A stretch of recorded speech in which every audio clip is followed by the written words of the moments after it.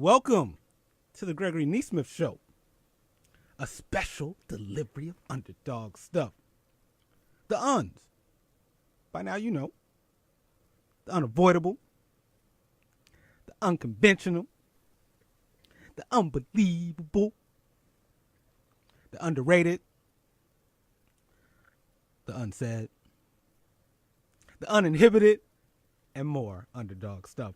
As always, to take you on that journey for every episode, you have your host and the creator of the Gregory Nesmith Show, Gregory Nesmith, entrepreneur, content creator, consultant and leadership coach, political commentator from time to time, activist, and just overall into spreading special stuff. All right, shout out to all the underdogs and my people. Let's do what we do here. Let's get personal about the news and the culture. Today's theme, the episode theme, I've had a lot of things on my mind as we start the new year. But New Year's resolutions will not be one of the topics on my mind or something that we will discuss today. All right, so first, just some opening thoughts. A few days ago, I wrote my second ever article. And that article was entitled Tinder, Taxes, and No New Resolutions. And shout out to all the underdogs and my people who have checked out that article. If you go to my Twitter at Gregory Nesmith, it's a pinned tweet at the top of my timeline there, and you'll get a link to the article, which is on my LinkedIn page.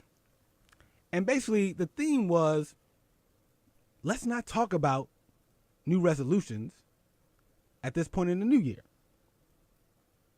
Because according to U.S. News and World Reports, about 80% of resolutions will be failed, finito, done, out the window, gone with the wind by mid-February.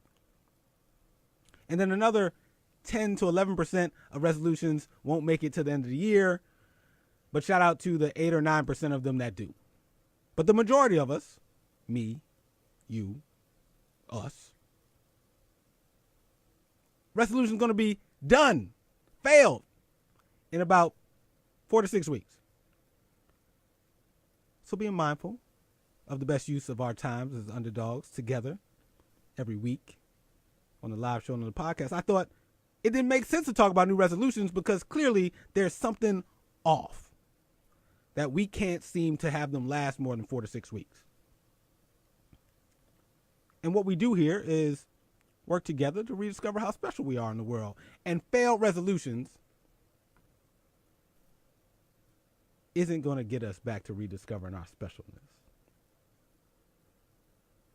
And so instead of talking about new resolutions, in the article I talk about things we get to keep doing because I'm sure there's things from your past, let's call it 2017. I know in my case, there's things from 2006, from 1997, from 1985. I got a lot of things from the past that I still haven't finished. I got a lot of things from the past that I started that I want to keep doing. And I got a lot of things from the past that are getting in my way that I should just literally just stop doing altogether. And so no, on this official first live show of 2018, I'm not going to talk about New Year's resolutions.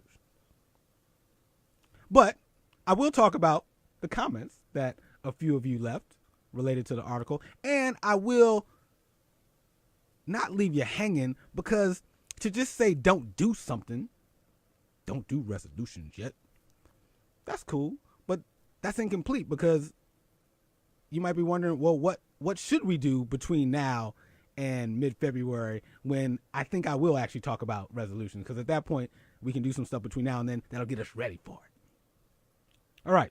So like I said, shout out to everybody who checked out the article, and you can go to my Twitter and at Gregory Nesmith, and it's a pinned tweet, and you can check it out. Let me know what you think. Comments, good, bad, everything in between. Always appreciate it. With that, though, I got some feedback of people saying, well, what should we do? What should underdogs be doing? What am I going to be doing between now and mid-February since I'm not coming up with new resolutions? Because if I did, they would likely fail because 80% of them fail. So what can we do to really get right? Get the foundation set. And I have 5 things that I have done in the past that have helped me get my mind right, get my foundation right before I start adding new resolutions in the new year. Because, you don't let the calendar mess you up. You still got things from last year you want to keep doing. Keep doing them. So 5 things to do between now and February, when I will then do an episode on new resolutions. The 5 things that I'm going to do or have done before I do any type of new resolution. 1 was go see my doctor. 2 was write down what I want. Write down what I really, really want.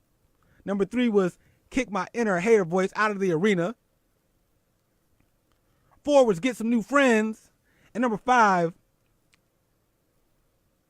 get a therapist or a coach. Let me say that one again. Get a therapist or a coach. I used to think growing up that, and I'm in my 40s now, early 40s. So, born in the 70s, came of age in the late 80s, throughout the entire 90s. And I remember growing up thinking therapists were for crazy people. Like, crazy. Only crazy people go see therapists. Actually, I take that back. I used to really think that only crazy people who are rich go see therapists. Because I was like, not only do you have to be crazy, but you probably need to have some money to go see a therapist. And in my community, in my family, in my culture, we were supposed to lean on family and friends. Supposed to go to church.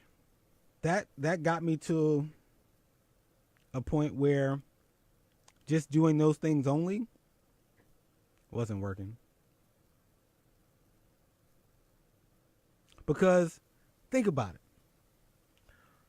For almost anything else in our lives, we seek out professional help.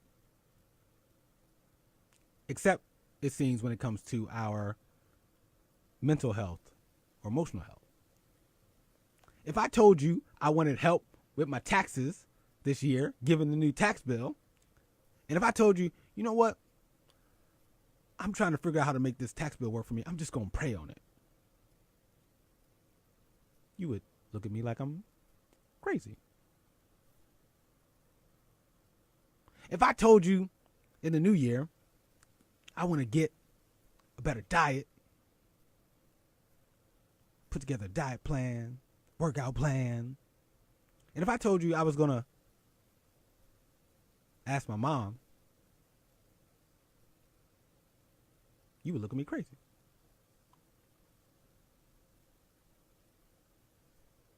Because for most things in life, when we want to get right, we of course lean on our family and friends for support, but we go see professionals. If I told you my car wasn't working and I was going to call up my uncle to fix it and he's not a mechanic, you would look at me crazy.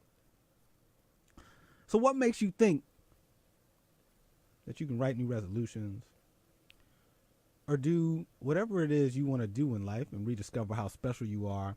And what makes you think that you can do that only by leaning on your family and friends, especially if those family and friends aren't professionals in mental or emotional health?